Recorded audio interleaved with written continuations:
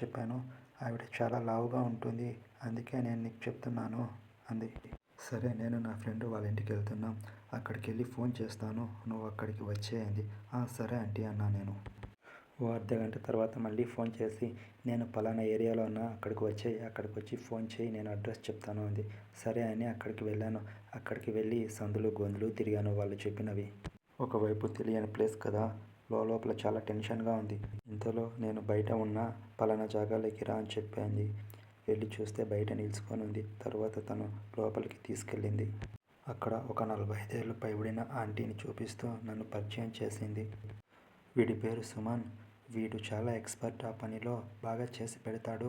పైగా వీడి నిక్కర్లో ఉన్న కడ్డీ రాయుడు చాలా పెద్దగా ఉంటాడు. పొడవు లావు చాలా ఎక్కువగా ఉంటాయి. వీడు నన్ను కూడా చాలా సాటిస్ఫై చేశాడు. వీడికి స్టామినా ఎక్కువ.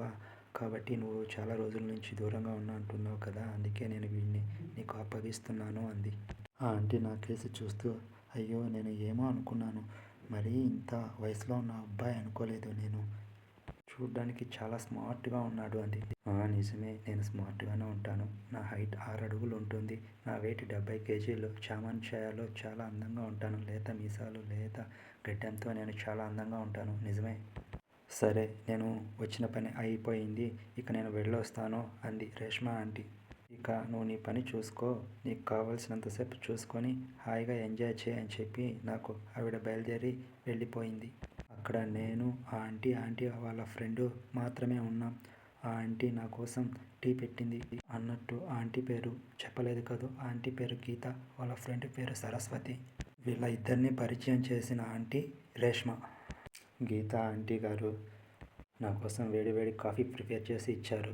నేను తాగుతూ నా గురించి డీటెయిల్స్ అన్నీ ఒక్కొక్కటి అడుగుతూ ఉంది. నేను కాఫీ తాగుతూ ఉన్నాను. ఈలోపు కాఫీ తాగాను. తర్వాత అదిగో అది బెడ్రూమ్, అక్కడికి వెళ్ళు అంది. నేను డోర్ ఓపెన్ చేసి లోపలికి వెళ్ళాను. బెడ్రూమ్ చూస్తే బెడ్ చాలా పెద్దగా ఉంది. ఒక 4 పట్టే అంత పెద్దగా ఉంది. వాళ్ళ ఫ్రెండ్ని హాల్లో కూర్చోమని చెప్పి తర్వాత ఆ ఆంటీ లోపలికి వచ్చారు. ఆ ఆంటీ లోపలికి వచ్చి కూర్చొనున్న నన్ను 2 చేతులతో దగ్గరకు తీసుకొని నా షర్ట్ బటన్స్ ఒక్కొక్కటి విప్పసాగింది. అలా ఒక్కొక్క బటన్ తప్పిస్తూ నా షర్ట్ తీయేసింది. ఆవిడ తన చేతులతో నా ఎదురుము మీద, నా భుజాల మీద సుతారంగా నిమరడం స్టార్ట్ చేసింది. తర్వాత నా పొట్ట పైన, నా వీపు పైన సుతారంగా రాష్ట్రంగా కొద్దిగా కిందికి వచ్చి నా ప్యాంట్ బటన్స్ తీయేసింది. తర్వాత నా ప్యాంట్ తీసేసింది. కేవలం అండర్వేర్ మాత్రమే ఉంది. ఆ అండర్వేర్లో నా కడ్డీ రాముడు లేచి నిలబడి ఉన్నాడు. ఆవిడ ఒక్కసారిగా నా అండర్వేర్ కిందికి తీసింది. చూస్తే నా కడ్డీ రాముడు అల్లల్లాడుతున్నాడు. కిందికి పైకి ఎగురుతూ బుస కొడుతున్నాడు. అది చూసిన ఆ ఆంటీకి, ఒరేయ్ ఏంట్రా నీది మరీ ఇంత పెద్దగా ఉంది, చూడ్డానికి బక్కగా ఉన్నావు, నీ ఆయుధం చూస్తే ఇంత పెద్దగా ఉంది అని నోరు వెళ్ళబెట్టింది ఆవిడ. అలా తన చేత్తో నా కడ్డీ రాయిని చేతిలో పట్టుకొని ఆంటీ మురిసిపోతూ దాంతో కొంతసేపు ఆడుకుంది. తరువాత ఇక నేను ఆగలేనురా అని చెప్పి ఒకేసారి తన నైటీని పీకి పక్కన పడేసింది. అలా నైటీ తీసి పడేసిన ఆంటీని చూడగానే ఒక్కసారిగా నాలో వణుకు స్టార్ట్ అయింది.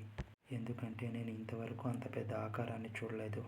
అలా చూసిన నేను అకస్మాత్తుగా ఆ ఆంటీ వెనకకు వెళ్ళి తన పెద్ద కంచానికి నా ముఖం వేసి రుద్దసాగాను.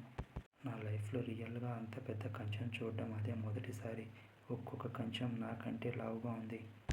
ఆ కంచాలని చేత్తో సుతారంగా నిమురుతూ నా తనివి తీరా నా ముఖంతో రుద్దేశాను. నేను చేసిన ఈ సంఘటనకి ఆ ఆంటీ, నిన్ను చాలా తక్కువ అంచనా వేశా. నీలో చాలా చాలా విశేషాలున్నాయి. నువ్వు మంచి రసికుడివి. అలా కొద్దిసేపు ఆడుకున్న తర్వాత నేను ఆంటీ ముందుకు వచ్చి నిలబడ్డాను. ఆవిడ యథ పొంగులు ఒక్కొక్కటి ఫుట్బాల్ అంతా ఉన్నాయి. అవి చేతుల్లోకి తీసుకుంటే నా చేతుల్లోకి సరిపోలేదు. అప్పుడు నేను ఒక్కొక్క దానితో నా 2 చేతులతో ఆడుకోసాగాను. అలా కొద్దిసేపటి తర్వాత ఆవిడని బెడ్ పైన పడుకోబెట్టాను. పడుకోబెట్టి ఆవిడ మీద పడుకున్నాను. ఆవిడ మీద పడుకుంటే వామ్మో, అదేదో పరుపు మీద పడుకుంటే ఎలా ఉంటుందో అలా ఉంది. అలా ఆవిడ ఒక్కొక్క భాగానికి నేను ముద్దులు పెట్టుకుంటూ అలా కిందికి వచ్చా.